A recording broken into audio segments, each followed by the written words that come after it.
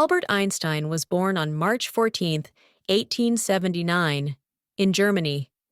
His parents, Hermann and Pauline, were a kind Jewish couple. They wanted the best for their son. Albert's father, Hermann, worked with his brother in a small business. They made electric machines. But the work did not go well, and they had little money.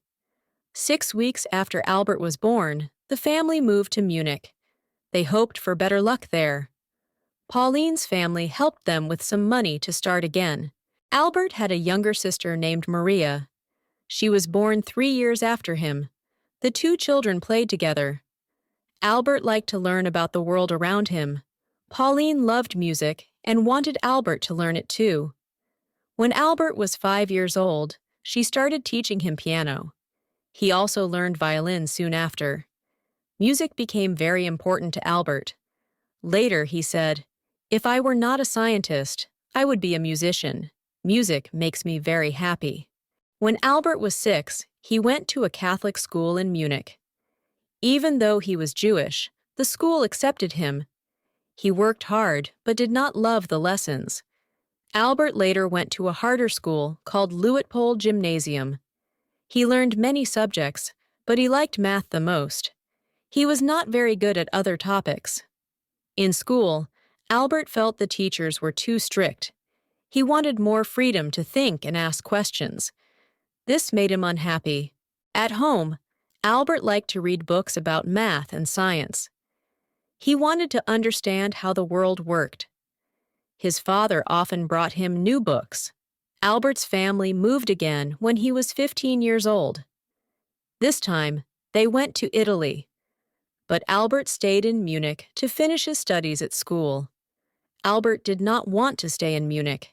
He disliked the teachers and their rules. He finally got permission to leave and join his family in Italy. Albert liked math more than anything else in school. When he was just 12, he began to learn hard math on his own. He started with algebra and loved it. His father found him a tutor named Max Talmud. Max gave Albert books about math and science. Albert read them quickly and asked many questions. Albert learned so fast that soon Max could not teach him anything new. Albert moved on to harder books and solved problems no one gave him. Max once gave Albert a book about geometry. Albert finished the whole book by himself. He then studied even harder topics, like calculus. By the time he was 14 years old, Albert said he had learned all the calculus he needed. He loved solving problems and learning new ideas. While Albert loved math, he still did not enjoy school. He often argued with teachers because he did not like their rules and strict ways. Albert's family moved to Italy, but Albert stayed behind in Munich to finish school. He missed his family and did not like being alone. To avoid his last year of school, Albert got a note from a doctor saying he was too sick to study. The school let him leave early and join his family. After leaving school in Munich, Albert tried to enter a big school in Switzerland. It was called the Swiss Federal Polytechnic. Albert passed the math and science tests for the Swiss school, but he failed in other subjects, like languages. The school told him to try again. A kind teacher helped Albert study the other subjects he needed. Albert went to a new school in a small town to improve his skills. After 1 year, Albert passed all his tests and joined the Swiss school. He was happy because he could now study what he loved the most. At the Swiss school, Albert met a girl named Mileva Maric. She was very smart and loved science like Albert. She was the only girl in his class. Albert and Mileva became close friends. They often talked about their studies and dreams. Soon, they fell in love and wanted to be together. But Albert's parents did not like Mileva. They thought she was too old for him and from a different religion. They wanted Albert to leave her. Even though his parents did not agree, Albert and Mileva stayed together. They wrote many letters to each other when they were apart. In 1900, Albert finished school and passed his exams. But Mileva did not pass. She had to study more to try again later. Around this time, Mileva found out she was going to have a baby. She went to stay with her parents while Albert tried to find a job. Albert wanted to be a teacher, but it was hard to find work. Many of his old teachers did not like him because he often disagreed with them. After searching for many months, Albert found a job at the Swiss Patent Office. His job was to check new ideas and designs from inventors. Albert and Mileva got married in 1903. They had a simple wedding and were happy to start their life together. In 1904, their first son, Hans, was born. 6 years later, they had another son named Edward. Albert loved his sons, but spent most of his time working. Even while working at the patent office, Albert studied science. At night, he worked on his own ideas about time, light, and energy. Albert also met friends who loved science like him. They started a small group to talk about new ideas. They called it the Olympia Academy. In 1905, Albert worked at the Swiss Patent Office during the day. At night, he wrote about science. He worked very hard and loved learning new things. This year is called Albert's Miracle Year. He wrote 4 important papers. These papers explained new ideas about light, energy, and time. One paper had a famous equation, E=mc². It showed that a small amount of mass could make a huge amount of energy. This idea changed the world. Albert's ideas were new and hard to understand. Some people did not believe him, but other scientists saw that his work was very important. One of his papers explained how light can act like tiny pieces called particles. This helped scientists understand how things work in the world. Another paper talked about time and space. Albert said time can move slower or faster, depending on how someone is moving. Albert became famous for his new ideas. Scientists in Europe talked about his work and invited him to speak. They wanted to know more about his thoughts. In 1909, Albert left the patent office. He got a job teaching at the University of Zurich. He was now able to focus only on science. Albert loved teaching. He liked sharing his ideas with students and learning from them. He also wrote more papers about science during this time. By this time, Albert's fame was growing. He spoke at big meetings and met many important scientists. He became well known for his clear ideas. In 1911, Albert got a job at a university in Prague. He was happy to work there, but he missed his family. He moved back to Zurich after 1 year. Albert kept working on big questions in science. He wanted to understand everything about the universe and how it worked. Albert's work made him famous, but his personal life was not easy. He and Mileva often argued. Albert spent most of his time working.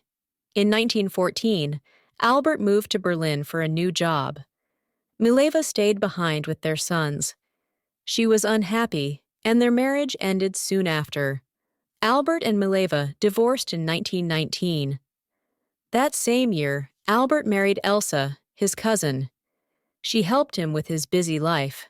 In 1915, Albert finished his theory of general relativity. It explained how gravity works. He said gravity is not a force, but a bend in space and time. In 1919, scientists proved Albert's idea during a solar eclipse.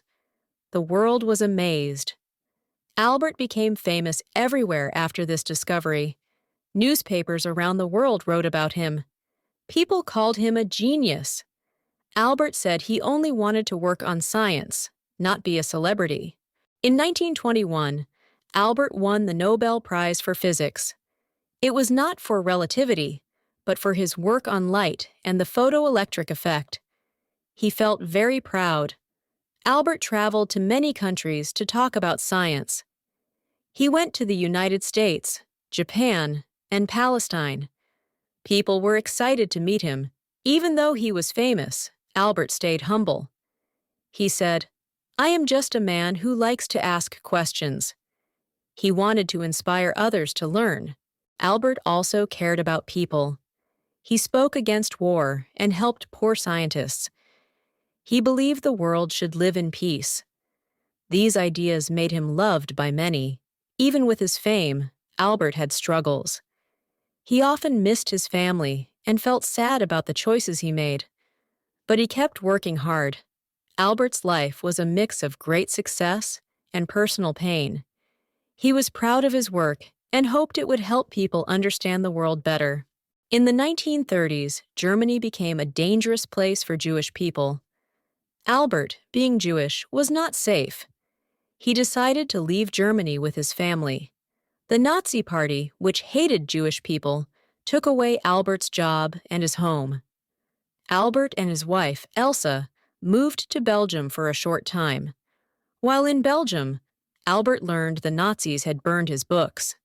They also put a price on his head. This made it impossible for Albert to return home. In 1933, Albert and Elsa sailed to America. He started a new job at Princeton University. This place became his home for the rest of his life. In America, Albert worked on science and helped other Jewish scientists escape Germany. He wanted them to have safe jobs in other countries. Albert spoke against racism in America. He said, "Racism is the worst disease." He joined groups to help fight for the rights of Black people. Albert became an American citizen in 1940. He was proud to be part of a free country. He continued to teach, write, and share his ideas. Even though Albert loved America, he worried about the growing power of weapons.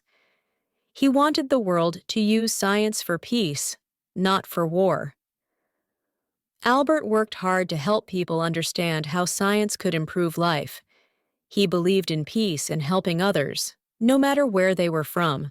Albert stayed busy with his work, but missed Elsa after she passed away in 1936. He spent his time teaching and meeting people who admired his work. By now, Albert was famous around the world. Still, he lived simply and kept focusing on his studies. He wanted to answer big questions about the universe.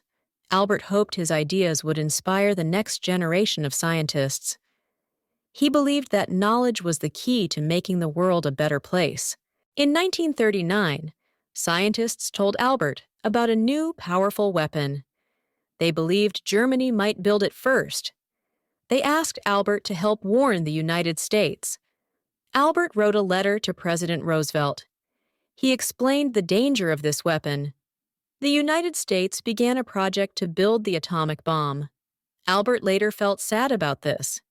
He called it his greatest mistake. He wished the bomb had never been used against people. In 1945, the atomic bomb was used in Japan. Many people died. Albert said he hoped science would never again be used to hurt others. Even though Albert helped with the letter, he was not part of building the bomb. He spent his time thinking about peace and how to stop future wars. Albert wanted scientists to work together to make the world better. He believed science should be used to help people, not harm them. In his final years, Albert spoke about peace and understanding. He said people should learn to live without hate and war. He worked for these ideas until the end.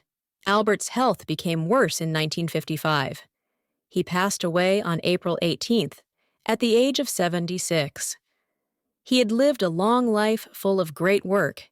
Even after his death, Albert's ideas still help scientists today. He is remembered as one of the smartest people in history. Albert always said he was just curious about the world. He believed anyone could learn if they kept asking questions. His love for learning inspired many. He did not care about fame or money. Instead, he wanted to help people understand the universe. He hoped his work would lead to a better world. Albert Einstein's life was full of big ideas and deep thoughts. He showed that science and kindness can change the world for the better.